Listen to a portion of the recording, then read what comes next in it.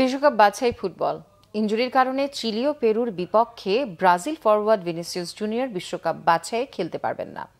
রবিবার Brazilian football সংস্থা এই খবর নিশ্চিত করেছে। এ নিয়ে স্কোয়াডে চতুর্থ পরিবর্তন আনতে বাধ্য হল ব্রাজিল। ভিনিসিয়াসের ক্লাব রিয়াল মাদ্রিদ জানায়, শনিবার স্প্যানিশ লা লিগায় ভিয়ারিয়ালের বিপক্ষে খেলতে গিয়ে ঘাড়ের ইনজুরিতে পড়েন ২৪ বছরের এই ব্রাজিলিয়ান ফরওয়ার্ড। সান্তিয়াগো বার্নাব্যুতে ২-০ গোলে জয়ের ম্যাচে ৭৩ মিনিটে দলের পক্ষে দ্বিতীয় গোল করে ৫ মিনিট পর মাঠ ছাড়েন ২৪ বছরের ব্রাজিলিয়ান ফরওয়ার্ড। ইংলিশ ক্লাব ফুলহামের মিডফিল্ডার আন্দ্রেস পেরেইরাকে তার স্থলাভিষিক্ত করা হচ্ছে। দক্ষিণ আমেরিকার বাছাই পর্বে ৮ ম্যাচে ১০ পয়েন্ট নিয়ে পঞ্চম স্থানে ব্রাজিল। আগামী ১০ অক্টোবর চিলির মাঠে চিলিকে মোকাবেলা করে ৫ দিন পর ঘরের মাঠে পেরুর বিপক্ষে খেলবে রেকর্ড ৫ বারের বিশ্ব চ্যাম্পিয়নরা। ভিনিসিয়াসকে এই দুটি ম্যাচে না পাওয়া নিঃসন্দেহে ব্রাজিলের জন্য বড় ধাক্কা।